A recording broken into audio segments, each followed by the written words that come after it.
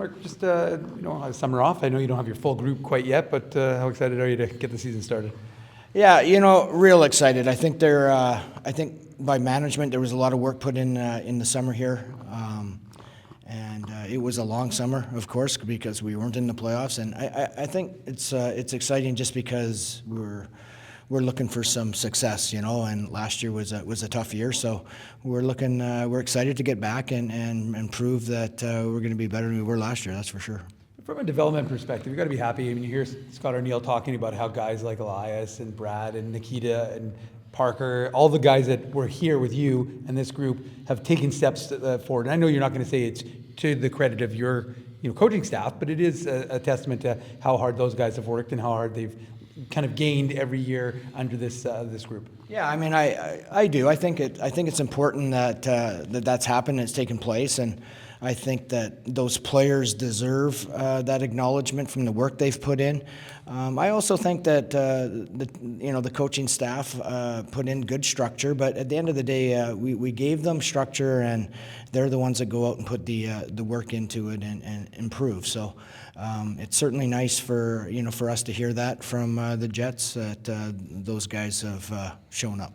And you mentioned it in your opening answer, but just the insulation that those prospects are going to have with so many of the good veterans that the Jets have accumulated this offseason. It must make you happy as a coaching staff to be able to say, look, we've got guys like Phil DiGiuseppe coming down, and Mason Shaw's obviously, well, if they get through waivers, of course, and a number of other guys who are going to be able to kind of bring experience for that group.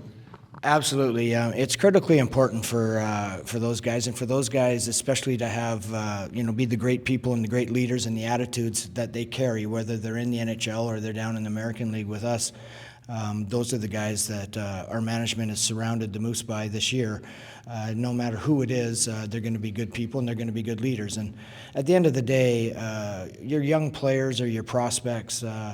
They listen and they mimic more of what the veterans do than they do what the coaches do. So they're they're important pieces to the team and especially for the development of young guys.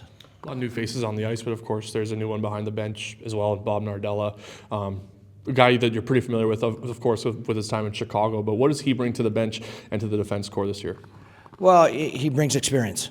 And that's experience with skills, which is really what we're trying to do with the young players is develop skills. So he's done that for years. He has experience in that. But the biggest thing is he just has a lot of experience dealing with players, and those conversations sometimes that are hard to have, he's good with, and that's important. Some of your guys from your ECHL affiliate with the Norfolk Admirals here are here, including head coach Jeff Carr. What's it been like to spend a couple of days with him here and just pick his brain and see what he's got to say about all this?